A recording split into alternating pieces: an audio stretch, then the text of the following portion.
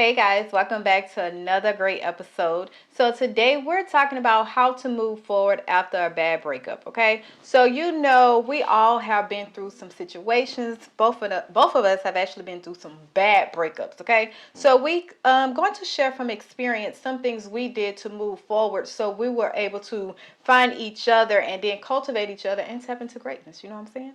So let's get started. This is Conversations That Lead to Greatness.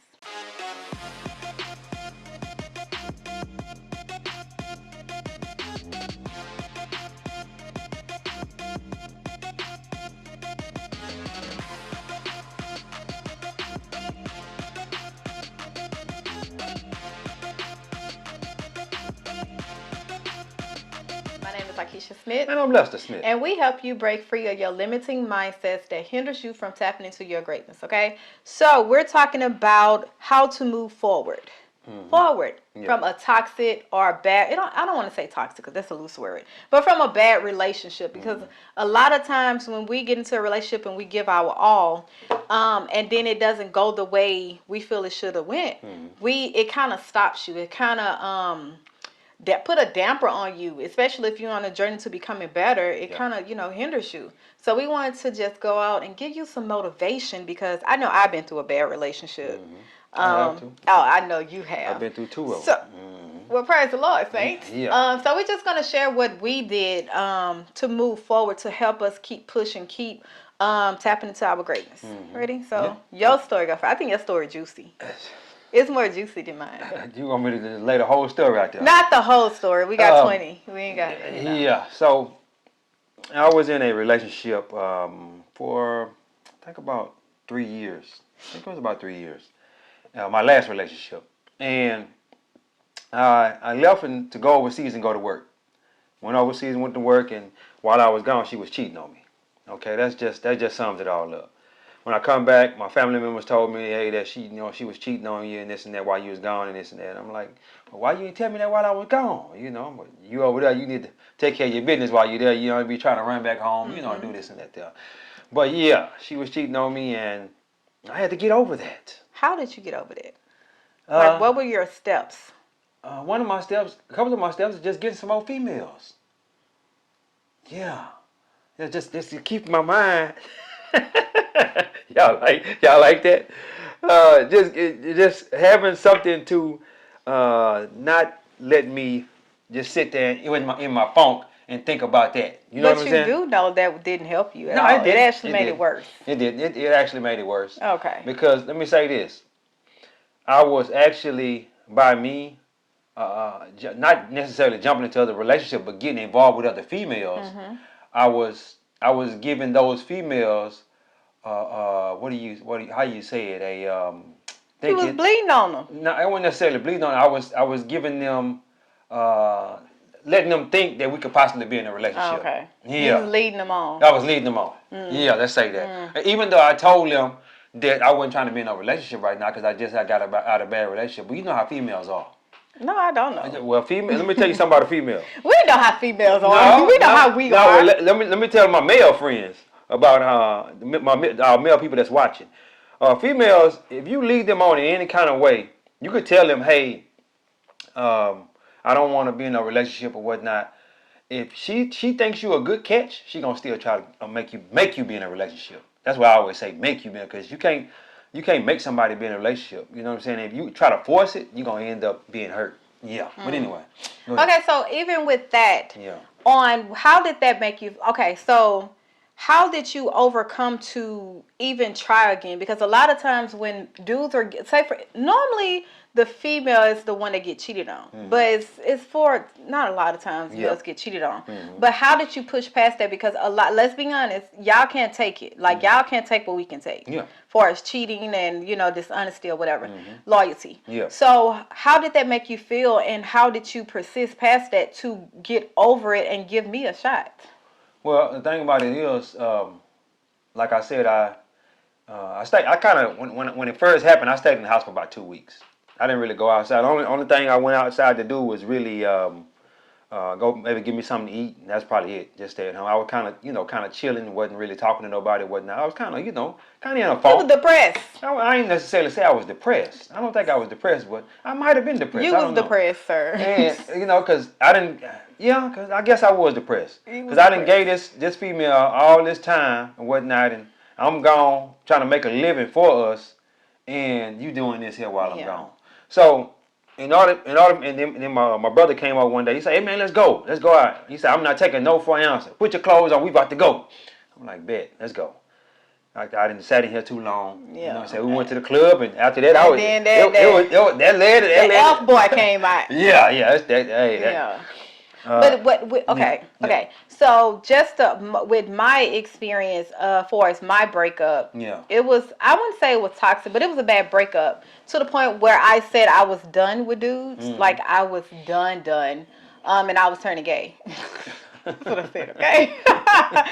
But that led me, to me, it felt like it led me on a journey to self-discovery, because it felt like for a female, when someone you trust like breaks your heart to that extent, to the point where you know that y'all need to break up, right? You broke up with him, but you still want to get back with him or with this person, and he's telling you no, like, nah, I'm too good for. I mean, you too good for me. I don't want to corrupt you. Let me ask you a question. Okay. No, go ahead. What was the breakup? I talked about my story. You tell your story. Y'all see that? You see how she tried to brush past that? No, we're gonna do that. Yeah, I well, don't go even ahead. remember. Okay. I think with mine is more. It was. Oh Jesus, I'm stuttering. With my breakup, what it really happened. Okay, so I got cheated on, and some things happened, and it was to the point where I prayed to God, like, God, I'm tired of going through this argument back and forth. Like, please, take it away. Like, you know that prayer, like, God, please take this cup from me. Like, take it away. And it got to the point where God gave me this, like, this is your final. You don't have a choice but to walk away. So after I found out he was cheating on me, and I found out in a dream. That's how crazy I said. It was not crazy, but that's how in tune with God I was with this, because God knew how my heart wasn't gonna let go. Yeah. Like no matter what, I still wanted to be with him. Hey, we can work it out. What do you need me to do? Like, I started blaming myself. How many times he cheated on you? I know it's once. One time. Okay. But I'm quite sure it was One time more. you caught him. Or one time I didn't catch him. Well, how'd you find out? Oh, that's right. That's right. I forgot about that. Okay, we're transparent. You can go ahead on and tell me. No, we're transparent. So I found out because I had got a STD. Yeah. 2. A Okay? venereal disease. Is that a STD? Yeah, I guess. Okay. But that's how I found out, right? And then the killing thing was when I brought that up, he was like, well, what did you do? Who you cheating on with? Like, he turned it around on me. He tried to flip it around on her. Yeah, and I'm like, whoa, pump your brakes. Like, I'm not the cheating type. Yeah. And then after that, even after I told him that, I still wanted to be with him. Yeah. So that was like a soul tie that was deep. So I prayed and said, God, take this away, because I'm tired of crying. I'm missing school. You know, me and my parents getting into it. I'm driving way too 30 minutes out every week. You know what I'm saying? Plus, I'm dancing out there. I was a praise dancer. Yeah. So God revealed to me in a dream. It's so crazy because I remember it to this day. It was like an apartment complex where he stayed at, right? And I was pulling up, and some girl was running down the stairs, or he was running down the stairs, and I'm like, who is this, or whatever. And yeah, so. Is that what happened after the fact? I don't know. Okay. I don't know. So I'm after talking about, you said you had that dream, but that's not what happened after the fact, though. No. Okay. This was happened before. Okay. Before I even found out anything was wrong, I had that dream. I got you. So, you know, when you have that dream, you like, you side-eye, and you like, okay, God, what is this? So finally, I guess God was like, you ain't gonna listen, so I'm gonna have to get you to this point where you don't have no other choice. So we got to the choice to the point where I went to the doctor. He said, blah, blah, blah. Drove out there. He was like, man, I didn't do that, you know, denying it. And then I was like, okay, let's work it out. Still spent the night out there. Still trying to work it out. And then it's to the point where I was like, God, I can't do this no more. Take this away. Like, I know this is toxic. I know it's not for me. And I'm losing myself. Like, I'm literally losing myself. And after that, it shed everything. Our communication was gone. I got to myself, and then at that time I graduated. So I drove straight into college. And I focused on me for a year. And that's what I recommend with anybody that has a bad breakup, for us women, because I can only talk to women. Yeah. to stay, like, to heal, Yeah. to focus on yourself and replay everything and heal from that. Replay what part you played in, in your situation. Take the time and reflect. And that's what I had to do. I was like, what happened? What were the signs that I missed that I didn't see? This was not for me. What were those signs? Was I stigmatized? Yes, I was. Yeah. Like, was I Hey, I ain't gonna let you just slip past that word. No, because we got no. Stigmatized, huh? Was I? Yes, at that age, and the killing thing. That's why I say I don't You recommend. was only 18 years old. I know. That's why I don't recommend having sex young. I'm just saying. Yeah. But because of that, I was the sugar mama. You might as well say the sugar mama. I'm You the was one giving them money? Yes, like I'm paying Lord, for that stuff. Like, yeah. you know what I'm saying? That's the penis. I'm telling you, the power. Yeah. But it was like God had me to sit down and replay everything because we was together for 3 years. Everything He had me to replay it over, and I'm just like, I wouldn't have never done that. Like, I literally not talk about, but I literally criticize girls like that. How did I become the thing I criticize? And that's when it hurt me. I said, okay, God, I'm done.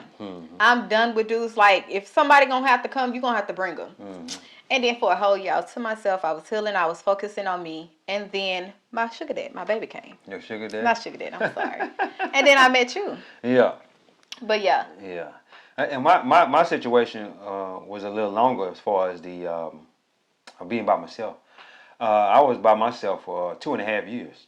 2.5 years after I had that breakup. I say by myself, but it was other females involved. He had rotations. Yeah, I had a rotation going on. I had about 4 or 5 of them in rotation. 4, 5, 6, somewhere up in there. But it was a good number. I was like, yay, man. Yeah, but I'm like, this ain't it. I got to come to the point one day I was like, this ain't it right here. I got all these different because let me tell you something about me. I always been a relationship person.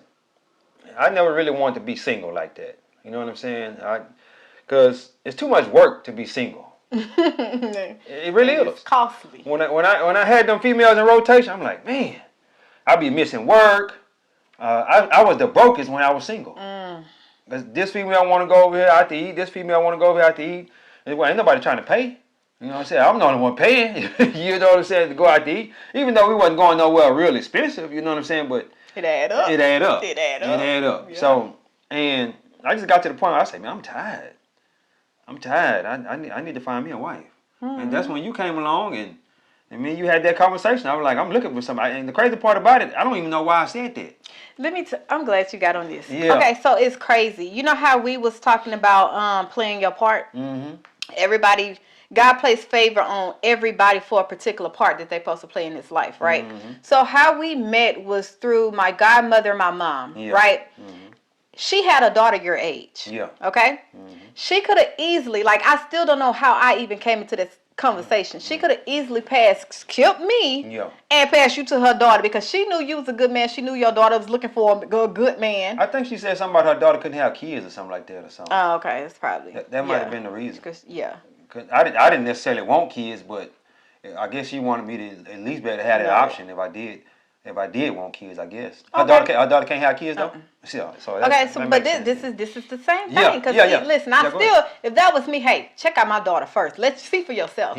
But this is how favor works because a lot of times when you play your part in what you're supposed to do in someone else's life, that person gets blessed. Okay, so we met that way. We didn't even know. We were set up on a blind date, y'all. Yes. We didn't even know what this was gonna be. We didn't even know until now we're doing purpose together that everything we went through, everything we had to face was for now. So that's why I was like, when we talk about, you wasn't my type, I wasn't your type. It's true. Yeah, because she used to dating guys that's super dark, dark skin. Can I tell what I like? No. Used to like. I'm in here now. You know what I'm saying? You finish talking. And I'm used to guys, y'all can see my wife's dark skin. So she used to dating guys that's darker than her. And I'm used to dating females that's light skinned. You know what I'm saying? Light skinned females.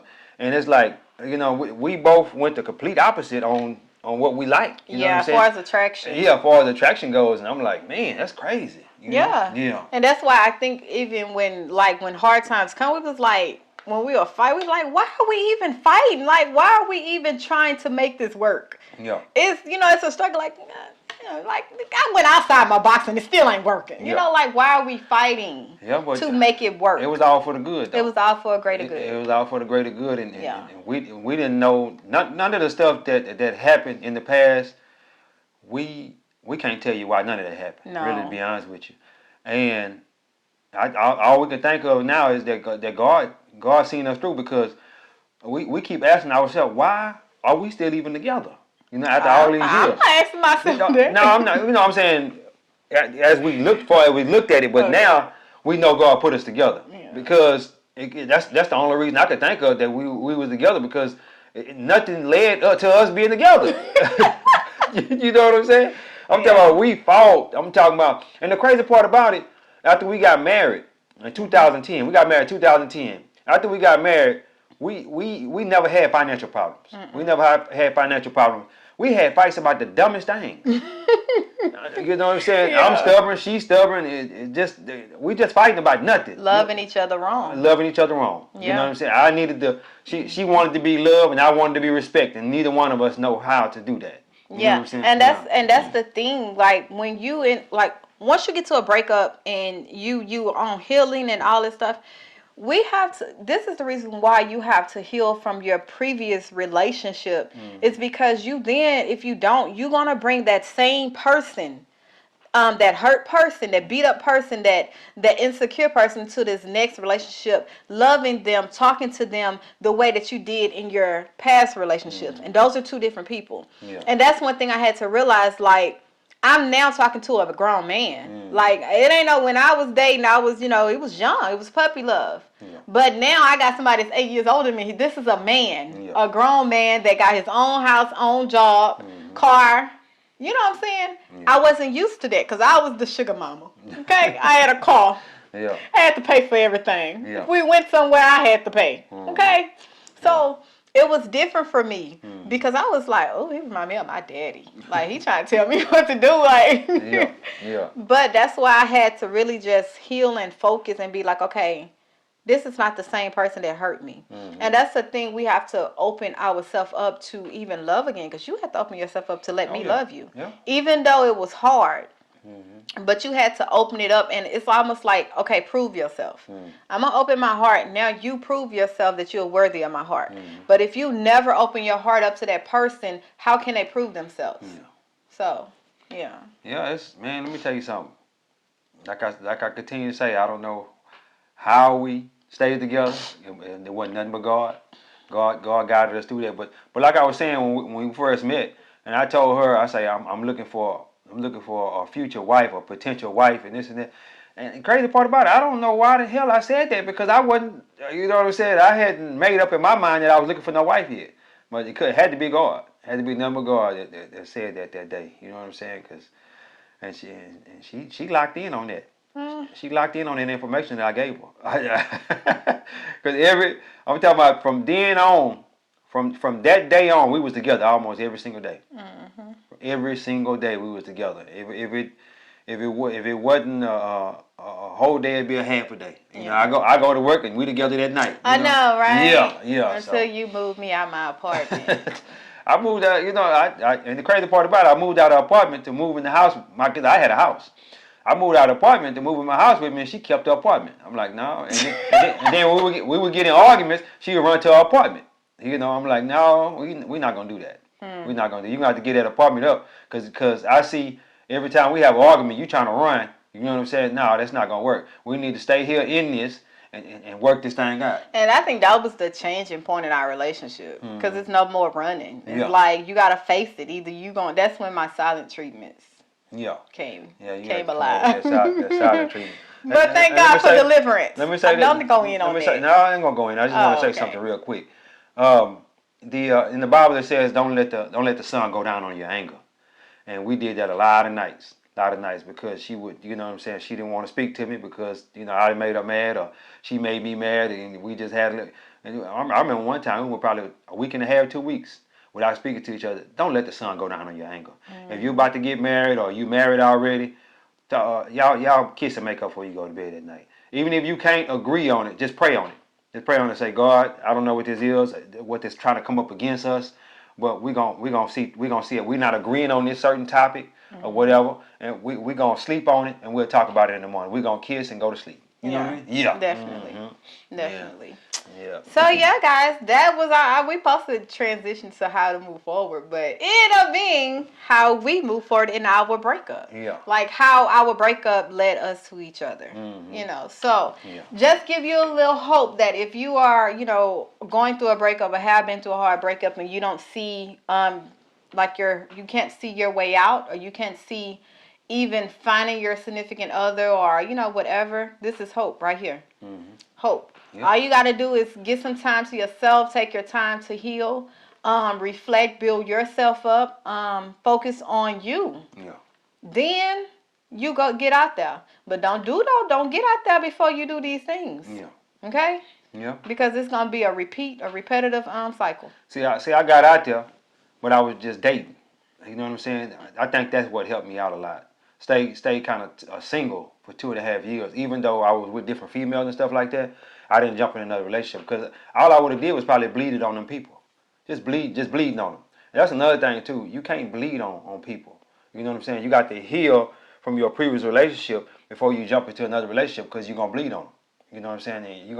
And a lot of people jump from relationship. That's how a lot of people get over one person by replacing them with another person. So they think they getting over. That's Yeah. what the surface level of getting over. But when you jump to a relationship after relationship after relationship, you still pick up something in each relationship that you taking forward. Yeah. So you can say you can tell yourself that, hey, oh, I'm over it. But when you alone at night and when you really have time to yourself to think, and you're not in these lights and crowd and stuff, trust me, you're going to have to face it one day.